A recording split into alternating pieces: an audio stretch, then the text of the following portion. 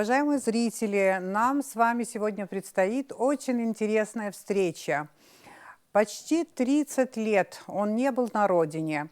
Самым счастливым днем в своей жизни считает возвращение матери из ссылки в сталинское лихолетие. Мечтает восстановить свою абхазскую фамилию и предложить руководству Абхазии свою программу, свое видение развития Абхазии.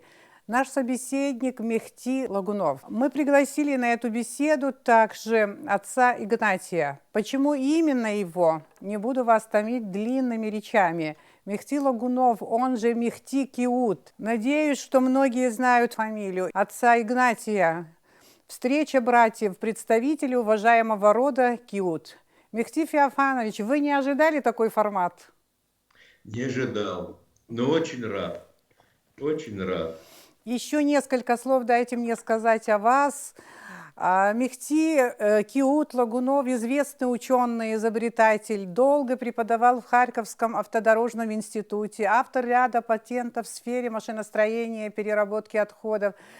Гражданин Украины был арестован в 2017 году и приговорен к 12 годам лишения свободы по обвинению в государственной измене. Служба безопасности Украины и прокуратура обвиняли Мехти Феофановича в шпионаже в пользу России. Хотелось бы услышать от вас. Вы 2 года были под стражей, пережили очень трудный период в своей жизни. Чтобы вы рассказали нам, как все это произошло и как все это происходило. Ну, должен сказать, что жизнь у меня, вообще говоря, имела немало трудных моментов. Но вот этот момент, когда меня арестовали, это, конечно, один из тяжелых моментов. Дело в том, что я последние 30 лет работал в сфере утилизации и переработки отходов. И еще в 1993 году я понял, что Украина кончается, разваливается, и у нее нет будущего. И я стал искать, как выйти на Запад, в Европу. Я попал в Германию, потом попал в Словакию, в Австрию. Я занимался, я не гастарбайтер, я инженер по 2 специальностям, кандидат технических наук. И изучал вот эту вот систему сбора, переработки и использования отходов в Европе. В России, в советское, не в советское время, а сразу после, так сказать, развала Союза, я работал в Москве и занимался строительством заводов по переработке автомобильных шин и по переработке отходов резины и пластмасс. С моим участием, при моем руководстве было построено 2 завода в России по переработке шин и примерно 14 или 15, я так никак не могу посчитать, отдельных цехов по переработке отходов резины и пластмасс. У меня имеет в этом смысле большой опыт. Не только научный опыт, у меня научный стаж порядка около 60 лет и производственный стаж около 60 лет. Я немало что построил еще в советское время. И я хочу применить свой опыт для развития моей родины, Абхазии. Мехти Феофанович, давайте вот все-таки пока ответим вот на вопрос, который я вам предложила. Вот в 17-м году, вот чего все началось, что с вами произошло? На Украине я оказался в 1952 году. Мой отчим и мама, значит, переехали на Украину, в Харьков. И я там учился в институте и потом работал, много лет работал. Без малого 70 лет я прожил на Украине. Но значит, когда я стал работать в Европе, и в 2014 году, когда начался государственный переворот, и власть взяли вот эти вот нацисты, я с этим смириться не мог. Когда я увидел, что произошло в Одессе, а в Одессе у меня было немало друзей, знакомых, я собирался строить завод в Одессе, я не мог с этим смириться. И когда я стал писать статьи, публиковать их, статьи эти публиковались в европейских различных ресурсах, я понимал, что большие журналы и телевидение Германии, там, Австрии, Франции, они не будут со мной работать. Я стал работать с провинциальными средствами массовой информации. Кроме того, когда я приезжал, меня всегда приглашали мои знакомые, партнеры, и я рассказывал, что происходит на Украине. Но когда начался вот этот переворот, я был в Харькове. Там была площадь Дзержинского, теперь это площадь Свободы. И там, конечно, собирались много людей, и я тоже бывал там. Я не участвовал в никаких акциях. Просто я наблюдал, я хотел написать книгу «История революции» вот этой украинской. Но, естественно, я своих взглядов не скрывал, и я попал в поле зрения СБУ. Как оказалось потом уже, когда меня арестовали, и когда, значит, я узнал, с августа 2014 года за мной велась слежка. Слежка ничего не дала. Ни одного факта не могли не найти за мной. Никаких этих самых, ни государственной измены, ни шпионажа, ничего. Вот. Но они следили, вскрыли мою почту и прочее. А у меня в Европе были очень серьезные контакты. И я собирался строить в Словакии два предприятия. Завод по переработке отходов и еще одно предприятие. Но ваша деятельность никак не была связана с политикой, и это было не вразрез национальным интересам Украины, скажем так. Это же ваша профессиональная деятельность, профессиональная, чисто профессиональная деятельность, так сказать, природоохранная. Но, само собой, я не скрывал своих взглядов, я не принял этот переворот, так же, как я не принял развал Советского Союза, ну, не принял, и все. Да. И что произошло в 2017 году? Да, в 2017 году они начали активно смотреть мою почту, и когда они обнаружили, какие инвестиции мне предлагаются в Европе, а это инвестиции были в сумме где-то 15 миллионов евро. Они решили, что они дедушку возьмут, посадят в тюрьму, сошьют ему дело, и дедушка скажет: да ну вас, отдам вам деньги. Ничего подобного. Дедушку взяли, но дедушка ничего не отдал. Значит, начальник контрразведки решил меня по горячим следам расколоть.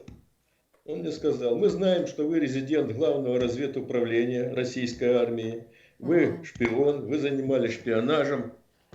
Если вы согласились сотрудничать с нами, мы дадим вам по минимуму и поместим в самую лучшую, в неплохую тюрьму. Я сказал, что есть в тюрьме получше или похуже. Вот. Потом я ему сказал: понимаешь, в чем дело? Ведь никто не знает, ни спецслужбы России не знают, что я резидент. Вы знаете, что я не резидент. Я знаю, что я не резидент. Если бы я был резидент, здесь бы была другая власть. И я бы допрашивал вас, а не вы меня. Ну, после этого, значит, шло следствие. Уже такое, я сидел в тюрьме. Брали меня 12 человек. 10 было этих самых спецназовцев СБУ. 2 следователя, и потом еще 2 пришли понятых. Значит, я посмотрел на них и говорю, что не слишком ли вас много на одного старика. Ну, я вам скажу, что я был очень спокоен. Понимаете, в чем дело? Ведь отец мой, которого арестовали, допрашивал и пытал Берия, лично Берия, и расстрелял Берия, а он ведь ничего не признал. Маму мою, которую тоже знал и Берия, и мама, ну, бывал же в Абхазии, знал Лакобу и знал моего отца, мама пришла на прием к Берия и стала просить. Берия сказал: Вера, не ходи, не проси, он негодяй, изменник, шпион, уходи отсюда. Мама говорит, рассказывал мне, я иду, по лестнице спускаюсь, плачу. Мне говорят, вам не сюда, вам вот сюда, в подвал. Подвал. Месяц в Тифлисе, потом Тифлис, Баку, Красноводск, Ашхабад и Акмолинск. В Акмолинске был лагерь жен изменников Родины. Там сидело 28 тысяч женщин. Жены, матери, сестры, дочери политических заключенных. Мама там отсидела 7 лет. Там сидели 3 тетки моих. Значит, там сидела жена одного из наших абхазцев, и сидели 2 русские женщины, значит, жена дядя, родственников. В общей сложности все они просидели 32 года. 32 года просидели они в лагере. Мехти Феофанович, я еще раз вернусь, вот здесь мы прервемся, но мы продолжим именно этот момент, но я хочу еще вот послушать отца Игнатия, который вообще очень информированный человек, помимо своей вот деятельности церковной, он знает очень много. Я думаю, что он очень много знает не только о киутовцах, но вообще об истории абхазов и о личных судьбах многих-многих людей. И мне интересно, он сейчас вот слушал вас, и что он может добавить к тому, что вы сказали? Вообще, известно ли ему, кто был ваш отец, какой деятельностью занимался, почему он как раз-таки попал под колесо большого террора в сталинские времена? Давайте немножко его послушаем, потом вернемся. Может быть, даже в ваше детство вернемся. Отец Игнатий, слушаю вас. Я очень рад, что вы пригласили меня на эту замечательную встречу с моим родственником, который, конечно же, я последние десятки лет не встречался, не видел, но мы все друг друга знали по рассказам. Может быть, конечно, я допускаю, что в глубоком детстве мы виделись. Но когда я узнал о том, как вы сидели в тюрьме и какие сложности вы пережили, страдания, мы очень переживали за вас. Мои друзья, мои родственники звонили и спрашивали, как его здоровье, что я знаю. Но, к сожалению, у меня было очень мало информации о вас. Я пытался искать эту информацию у других людей. Мы молились, мы могли только молиться. Я сожалел, что не мог приехать к вам и поддержать открыто. Такой возможности у меня не было, к сожалению. Но мы молитвенно молились, все наши родственники собирались и беседовали о вас.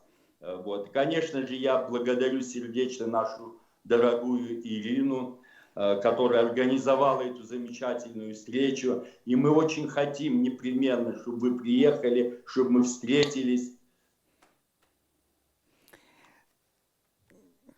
Я вижу эмоции. Да. В нашем доме разбитом, чтобы мы все встретились там, в развалинах нашего дома, сожженной нашей деревни, нашего очага, чтобы мы все друг друга обняли. Конечно же, по рассказам родителей, бабушек и дедушек, я знаю, что очень многие наши родственники были репрессированы. В связи с этим Антонова Овсеенко, председатель Союза жертв политических репрессий, несколько членов нашей семьи,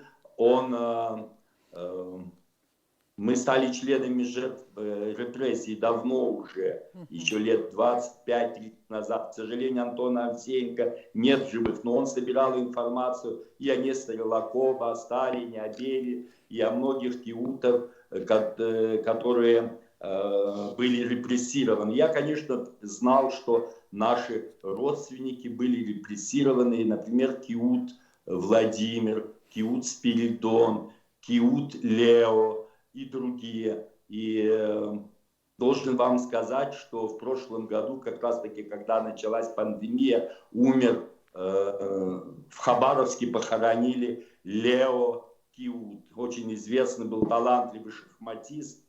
Они остались там жить, не переехали как-то уже. После репрессий.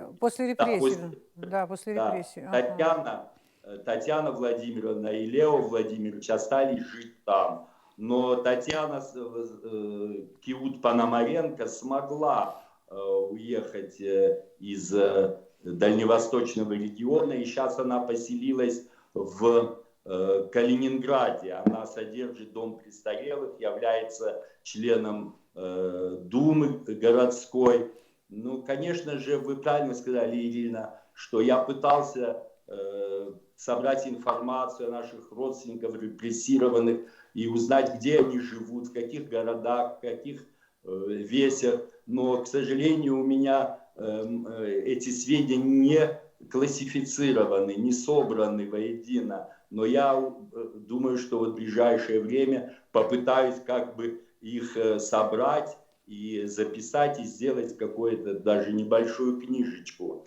Но так вот я имел сведения и знания о том, что очень много наших родственников было репрессировано в 1937 году. И со стороны моей мамы, и со стороны моего отца. И поэтому как бы вы являетесь таким, не хочу сказать осколком, а тоже человеком, который прожил это все, чьи родители пережили столько страданий. Но меня всегда удивляет ваше мужество, ваша твердость и то, что вы даже сегодня работаете, трудитесь, не унываете, и вы выглядите по-молодецки, по-киут. И, конечно, я часто вспоминаю и рассказываю о долгожителях Абхазии, о Киут-Мамсыре, который был самый долгоживущий человек в СССР, о Киут-Хапаре, Киут-Андрее, который в 100 лет работал бухгалтером.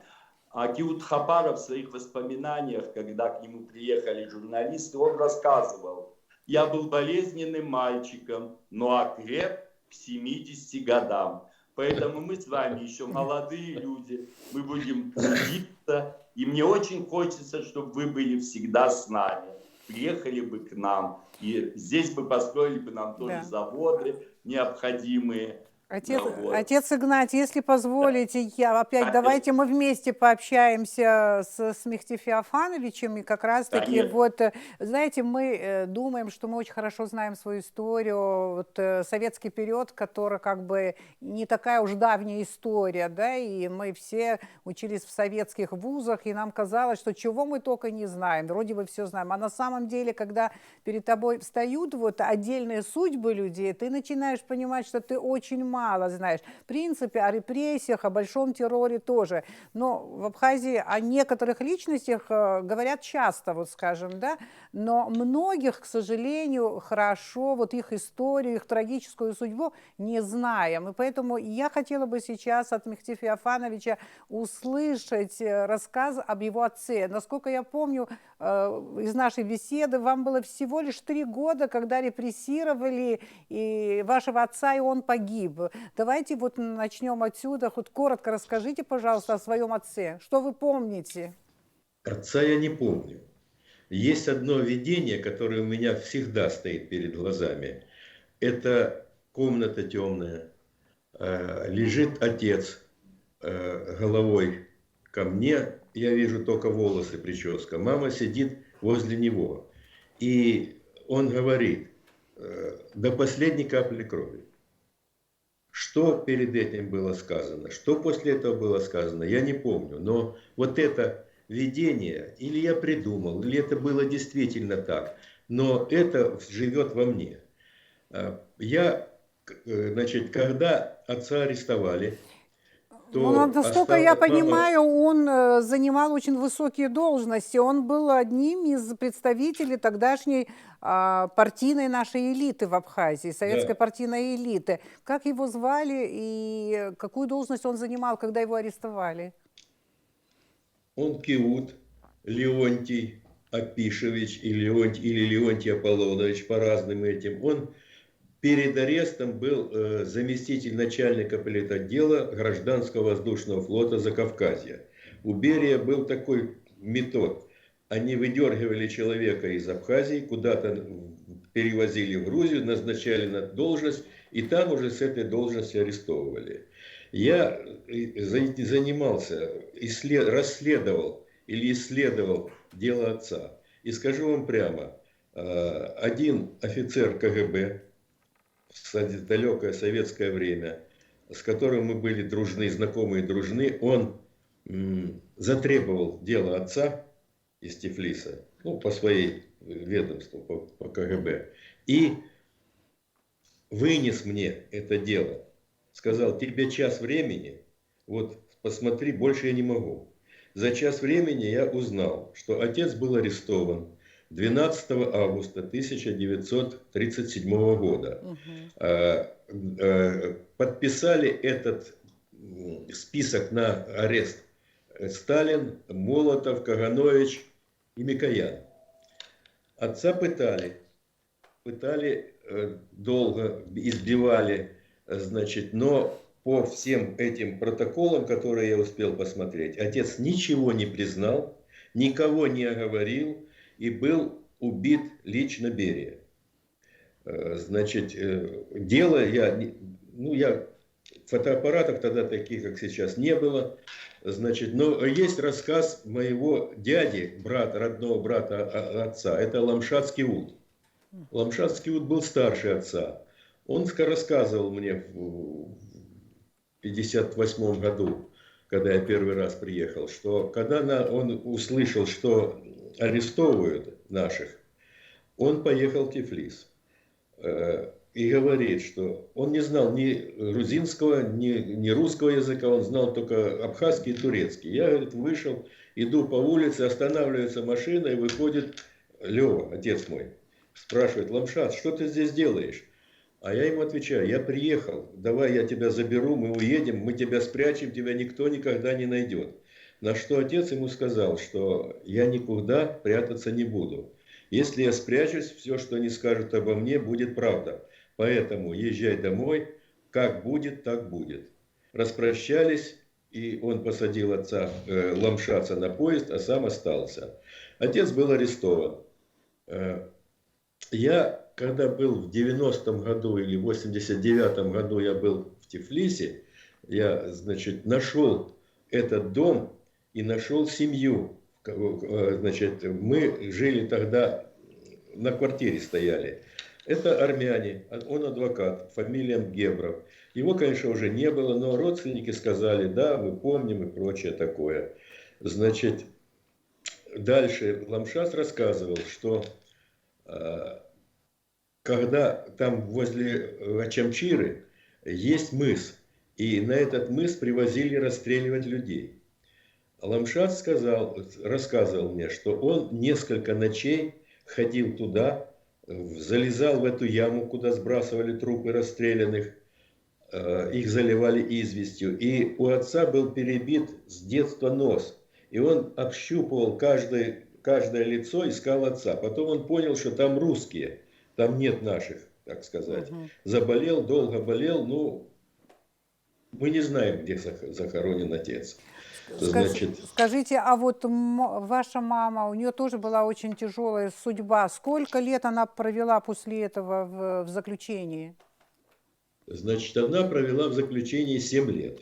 Ее взяли в сентябре 1937 года, уже после того, как отец был расстрелян. Берия знал, что отец расстрелян, сам его расстрелял.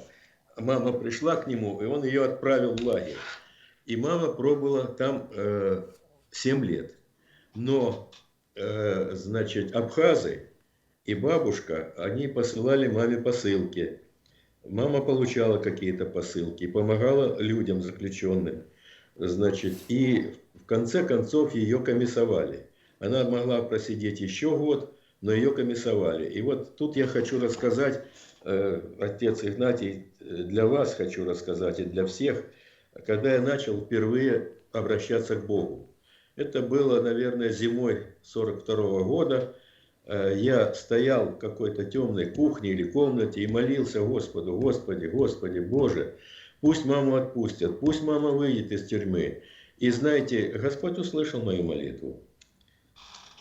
На год раньше мама вышла из тюрьмы. Я помню этот день, когда мама пришла. Значит, она в каком-то пальтишке, косыночка на ней была, за спиной котомочка, такой чемодан фанерный небольшой. Этот день я помню, это был сентябрь 1944 года.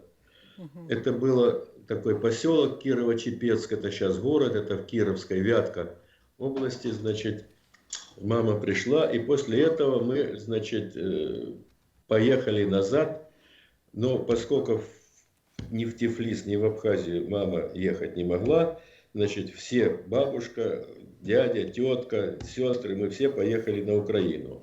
Ну, я Это хочу был, уточнить, ну, что мама ваша была русская, она из Санкт-Петербурга, ну, из Петербурга. да, Да. да. Да, она русская, чисто русская, значит, отец увидел ее в Гаграх, где он был секретарем райкома, потом он был секретарем райкома в Гудаутах, а уже в Тифлисе он был, ну, на большой партийной должности. А, кстати, вы родились, по-моему, не в вашем родовом селе, вот скажем, в Кындык, вы Нет, родились в Гудаутах или? в Гудаутах, Да, Гудаут. да. И я, когда был в Гудаутах, тогда первый раз, мама мне рассказала, где этот дом. Я нашел этот дом. Это были дом армяне там жили. Я зашел, там была женщина-старуха, которая помнила и маму, и отца. Мы сидели, она много чего рассказала. Вот. И есть фотография этого дома. Это тогда улица Орджоникидзе называлась. Сейчас не знаю как. А Я когда, очень кстати любил говоря, Гудауту. вас первый раз уже привезли в Абхазию, да, после всего, что было там, значит, после репрессий, в каком году вы приехали в Абхазию с мамой? Я приехал сам в 1958 году. Я Ага. приехал в Гудауты, остановился у людей каких-то.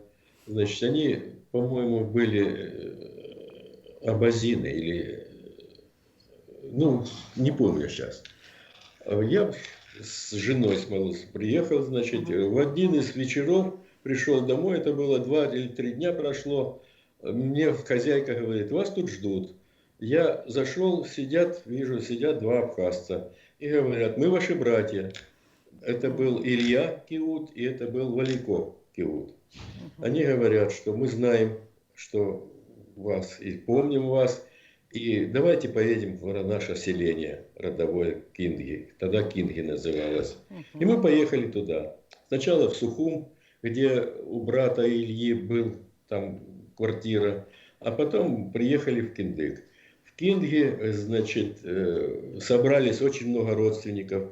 Там я тогда познакомился, увидел очень многих наших людей, наших братьев моих, племянников, дядьев и прочее. Несколько раз мы ночевали у разных родственников. И я помню это, понимаете, вот это селение, оно навсегда зашло мне сюда. Понимаете?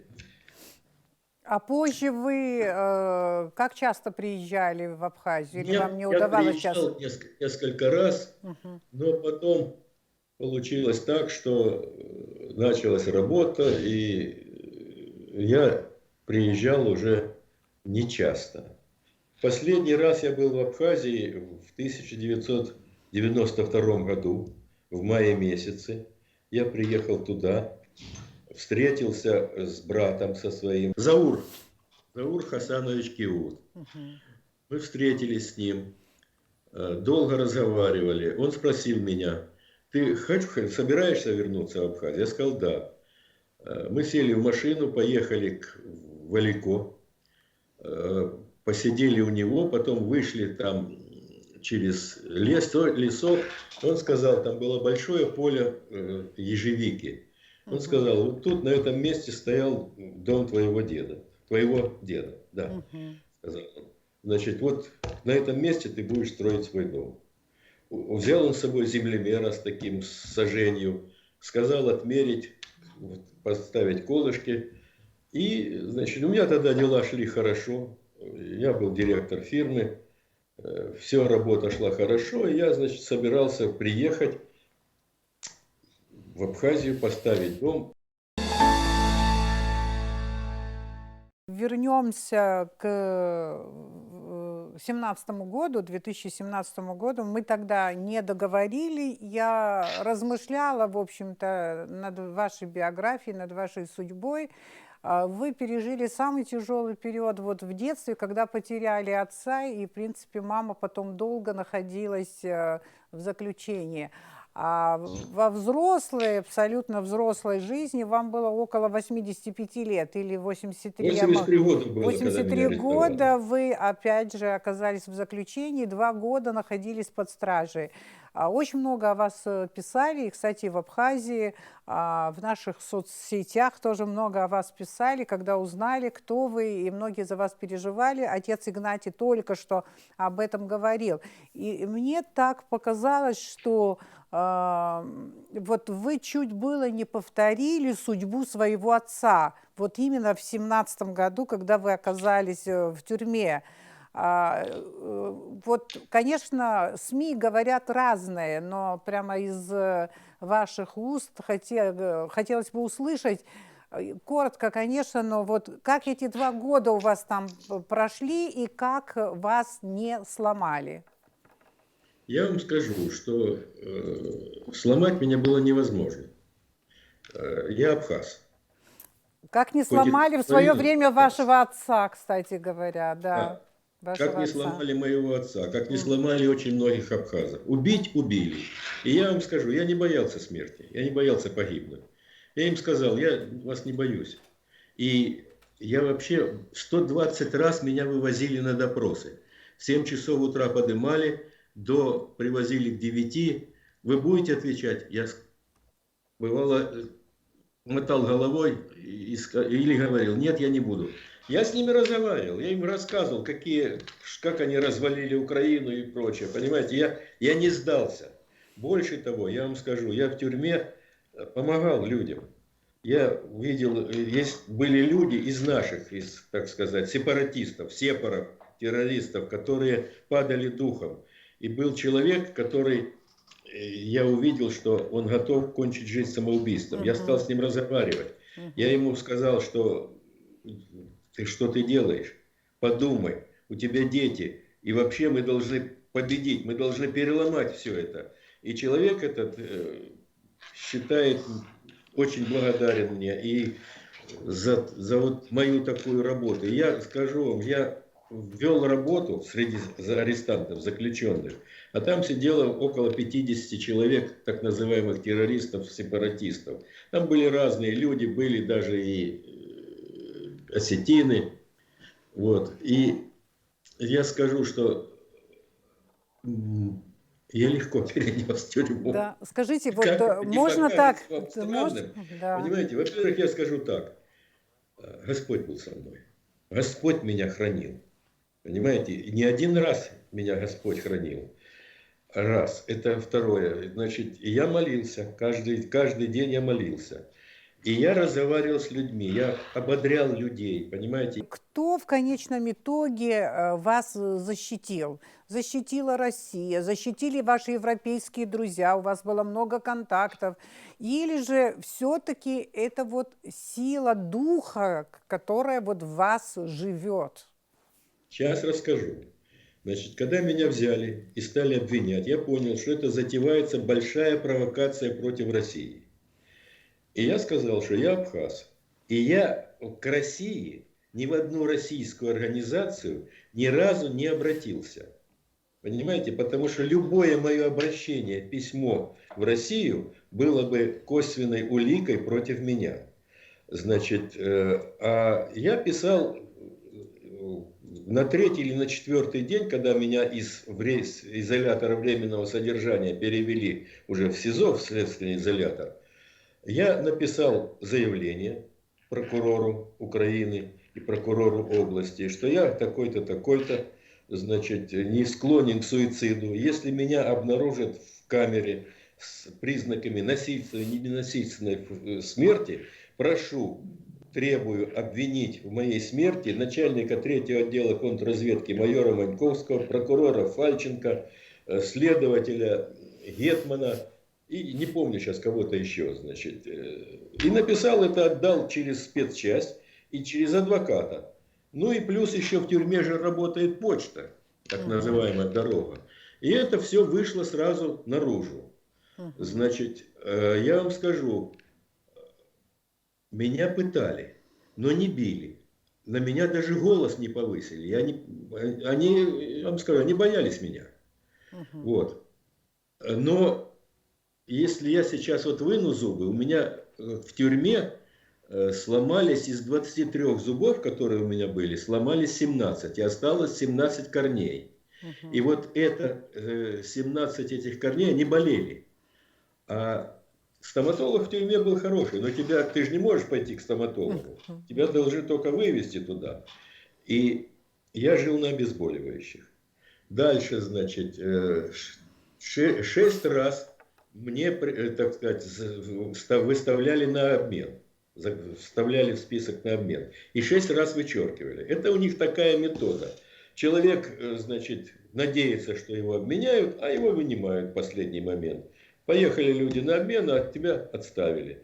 Они думали, что я сломаюсь. Ничего подобного. Я очень спокойно все это перенес. Я наперед знал все, что они хотят сделать со мной. Дальше, значит, 7 раз мне предлагали написать заявление о помиловании. 7 раз я отказался. Я никаких помилований писать не буду. Я ни в чем не виноват. И скажу вам больше, когда, значит, стал изучать вот это доследственное дело, я увидел, у них ничего нет на меня. Они сами сочинили все. И я все это... А я бизнесом-то занимался. И я подошел к изучению вот этого доследственного дела с точки зрения бизнес-планирования. Понимаете, в чем дело? Мной занимались СБУ. 43 следователя. 43 следователя занимались. Это не значит, что это 43 следователя. Просто в определенный момент 43 раза следователи занимались мной. Я не буду говорить, сколько там наружки и прочее, экспертов. Дальше, значит, занимался министерство или вооруженные силы Украины. 10 полковников, несколько генералов.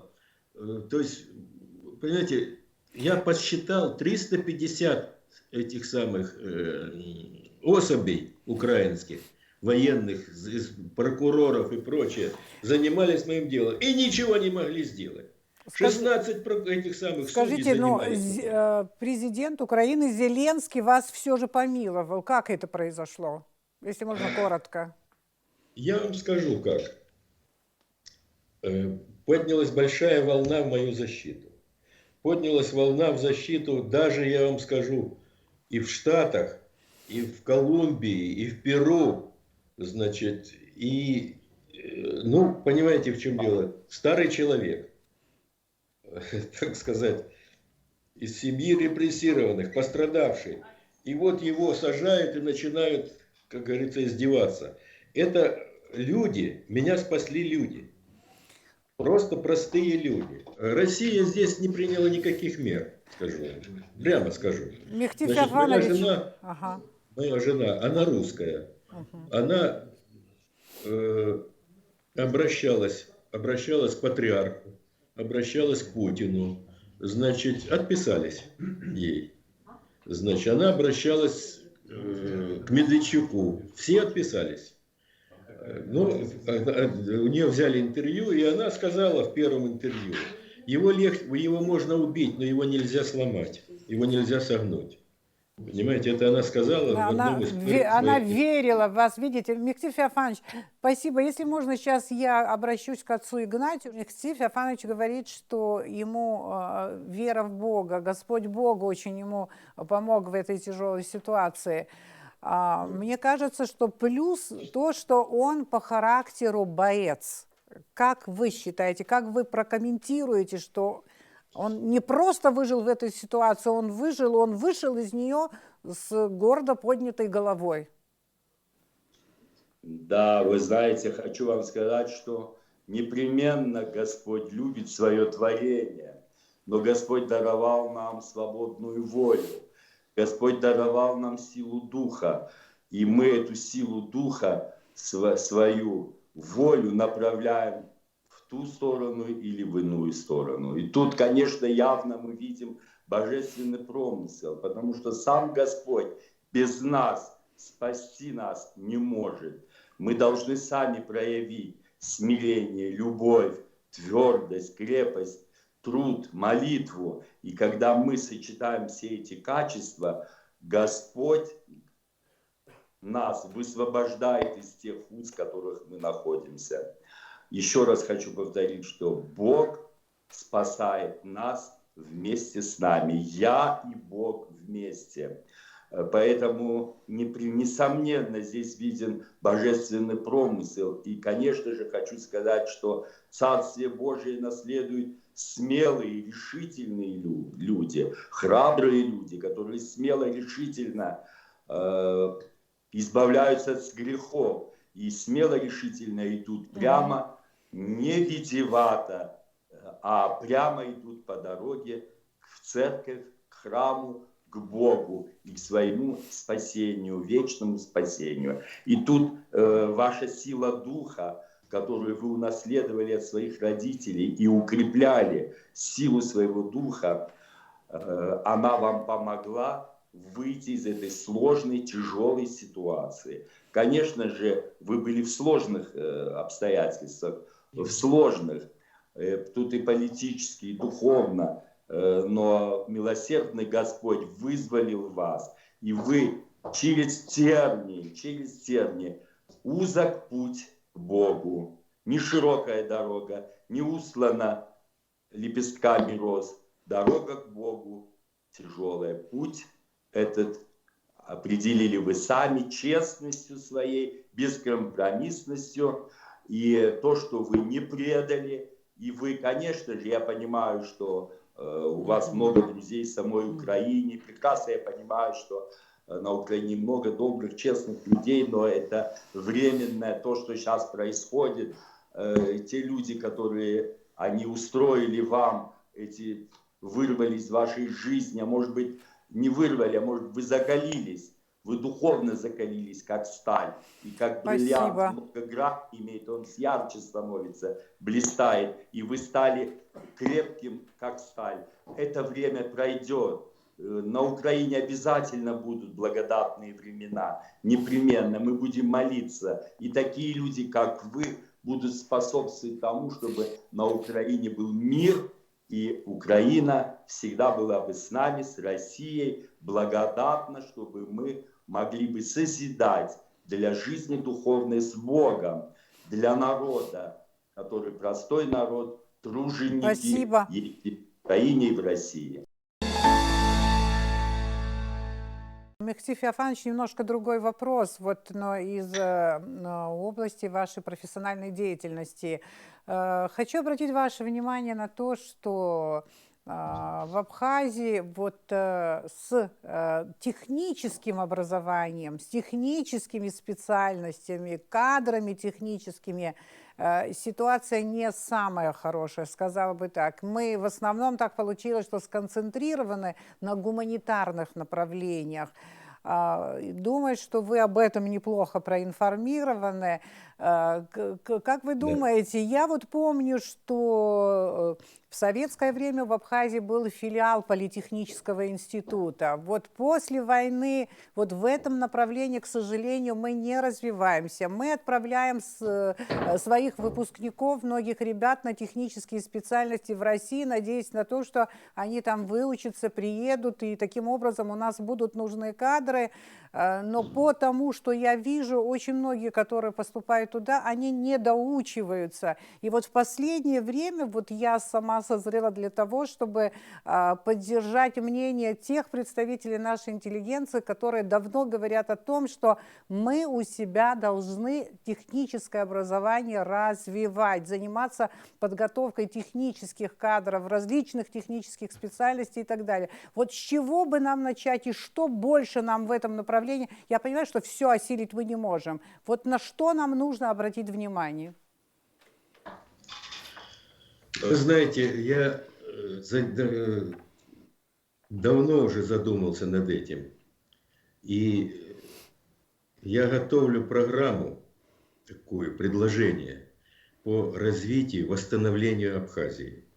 Сюда входит не только, скажем, восстановление, очистка, экологическая так сказать, программа. Сюда входит подготовка и специалистов, и, я бы сказал, надо готовить специалистов гостиничного бизнеса или гостиничного этого самого, ну, скажем так, бизнеса. Не люблю это слово бизнес, не очень хорошее. Вот, значит, для того, чтобы начать готовить специалистов, надо, если был политехнический или филиал какой-то, значит, наверное, надо создать, организовать какой-то филиал, может быть, российского вуза. Значит, ведь понимаете, в чем дело? Ведь в Абхазии работал центр атомных исследований. Это я знаю еще в советское время.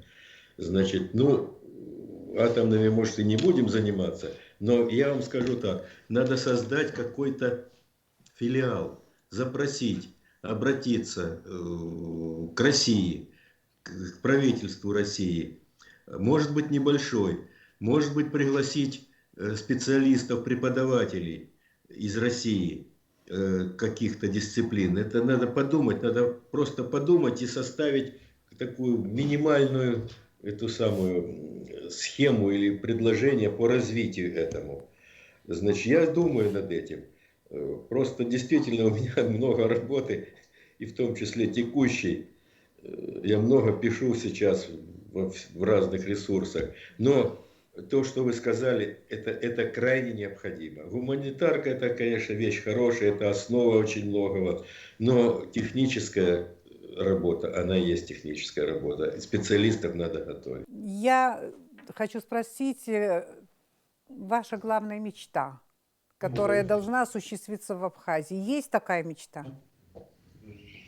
Есть, я вам скажу. Ликвидировать свалку в Абхазии. Поставить завод, который бы переработал эти отходы, а такие технологии во всем мире существуют. Рекультивировать землю. Почему? Потому что Абхазия по своим климатическим природным условиям, она корреспондируется очень сильно с южным берегом Франции, с Монако, с Италией. Понимаете, в чем дело? И грех не воспользоваться этим, понимаете? Но это надо делать очень серьезно, не так лишь бы снимать деньги, а делать, ставить отрасль, и отрасль из переработки отходов, сбора переработки отходов, отрасль туризма развивать, очень развивать отрасль туризма. Ведь горы здесь прекрасные. Дальше, смотрите, есть такое место возле Гагр, за Гаграми, там в горах. Называется она горная, кажется, Гагра. Ведь там мы смотрели в советское время еще поставить горно-лыжный комплекс небольшой. Это или серьезный, понимаете?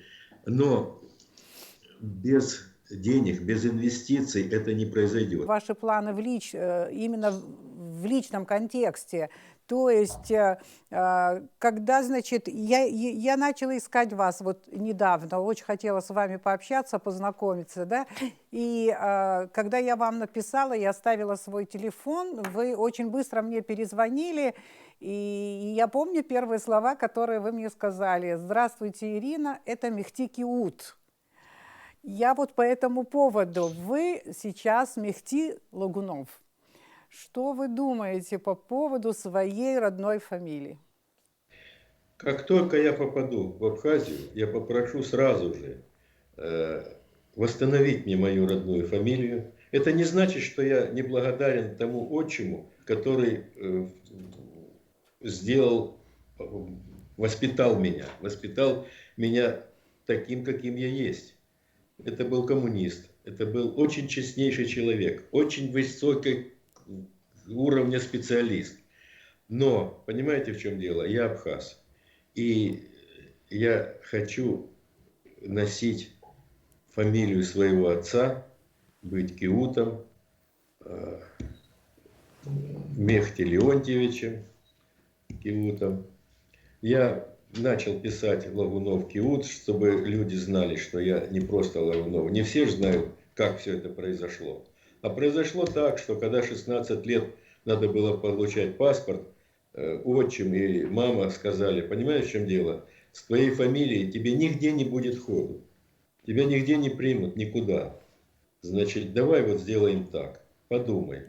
Я подумал и согласился. Но вот в 3 года мне все родственники, мама, бабушка, сестры, тетка, дядя сказали, что ты киут, у тебя есть селение Кинги, ты из этого селения, ты родился в Удаутах. То есть мне в 3 года, в 4 года все рассказали. Просто они рассказали, ведь меня выдавали за сына моей двоюродной сестры. Они сказали, что ты, если кто тебя спросит, это твоя мама. И понимаете, в чем дело? Я знал, что... И мне сказали, что если ты где-то проговоришься, нас всех арестуют, и мы погибнем все. Я просто это знал. Ну что делать? Надо было спасаться. И выживать надо было. Ну, Надо было выживать. да. И я выжил. И я выжил. И я вам скажу, что я достойно прожил жизнь. Я никогда не гнулся, не ломался, не это самое. У меня было немало в жизни тяжелых моментов. И тюрьма один из них. Ну, и тюрьму я пережил. То есть, понимаете, конечно, я буду просить правительства и президента, чтобы мне в ускоренном порядке выдали гражданство Абхазии и паспорт гражданина Абхазии. Ну, мне это очень приятно слышать, и, хотя жизнь ваша очень непроста, в общем, скажем, очень сложная биография, при этом вот мне кажется, что все-таки образ вашего отца, вот память о нем, она в вас, вот они, скажем так, и образы, и память, они жили и живут вот в вас, и возможно, поэтому вы считаете, что все равно вот настал момент, и я должен это сделать, и я киут. Да. Я просто все это почему говорю, встречала, может быть, не так много на своем жизненном пути людей, вот скажем так, и наших земляков, скажем так, и не земляков, просто людей, которые, как-то оказавшись вне родины, они абсолютно потеряли память о родине, память о своей фамилии, о роде, о родственниках и так далее. В принципе, многих людей даже назвать их соотечественниками в этой связи невозможно. Вот абсолютно другие эмоции, другое понимание, другие чувства, значит, я обрела, когда начала вот общаться с вами. И я надеюсь, что вот тянуть со всеми вот этими вашими планами мы не будем. Кто-то может сказать, что она очень некорректна, видимо, подчеркивает возраст, но лучше я буду некорректна, чем мы будем тянуть, потому что у меня, знаете, был такой опыт общения с очень хорошим человеком. Это была абхазка, потомок абхазских махаджиров, которые в свое время не смогли вернуться на родину, были выселены и осели в Батуми. А она из княжеского рода, Ацамба. И так получилось, что семья их и в Батуми неплохо потом они себя начали чувствовать. Она и 2 ее брата, они учились в МГУ еще в те времена. 2 брата ее, которые учились в МГУ, вот как раз, когда шла вот битва за Москву, студентов, первокурсников, второкурсников, всех вот забирали на фронт.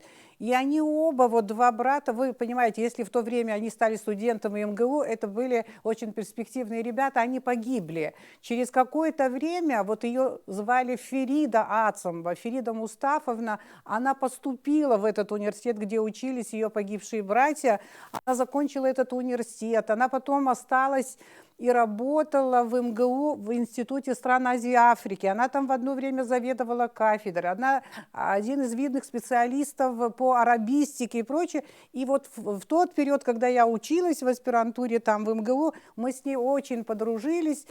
И знаете, вот я редко даже в Абхазии могу наверное, назвать человека, который является вот таким идеалом абхазской женщины. Но она ни разу не была в Абхазии, но она прекрасно владела абхазским языком. И весь ее менталитет, ее поведение, начиная даже с внешности ее, это было нечто идеальное, это была настоящая царица, вот, которую я увидела в МГО.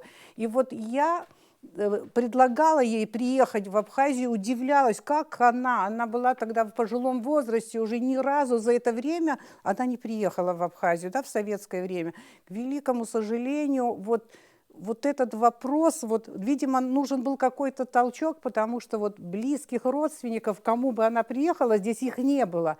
А вот дать какой-то толчок, чтобы привести ее сюда, чтобы она свою родину, которая в себе несла, увидела, я не успела этого сделать.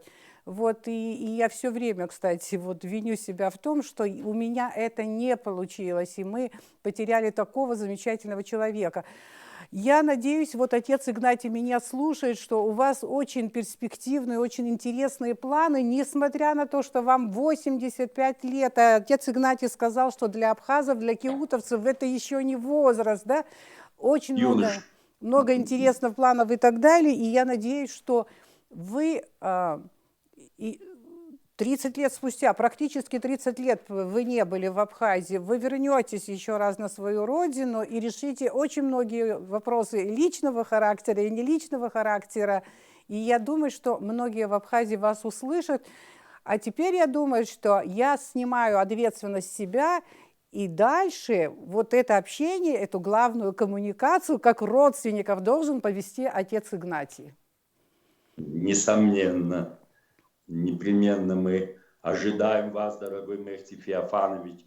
Вы знаете, в силу того, что я игумен монастыря, к нам приезжает очень много паломников, очень много людей со всех стран. В основном, конечно, из России, из Хабаровска, из Владивостока. Мы всех принимаем в объятия отеческие. И вас, конечно же, ждем непременно. И я очень хочу, чтобы вы посетили наш древний монастырь святителя Иоанна Златоуста, который является таким знаковым монастырем, духовное значение имеет, всемирное значение имеет. И, конечно же, вы знаете, что в Абхазии много храмов, более 400 храмов по всей Абхазии. Мы вас ждем с нетерпением, очень интересуются вашей судьбой. Все мои друзья меня спрашивают. Конечно, те, которые увидят эту передачу, непременно будут звонить и спрашивать. Но мы вас ждем. Конечно, вот как сказала наша дорогая Ирина, что не нужно откладывать долг и ящик. Бросайте все, приезжайте к нам, чтобы мы могли вас обнять, и чтобы мы могли вместе сделать вам паспорт. Пусть будет у вас абхазский паспорт, наш зеленый абхазский паспорт. И пусть у вас будет ваша родная фамилия. Она продлит еще вам жизнь. И вы будете нашим символом киутовским. Ждем вас с нетерпением. И вас, конечно, Ирина, очень благодарим, что вы сделали такую передачу.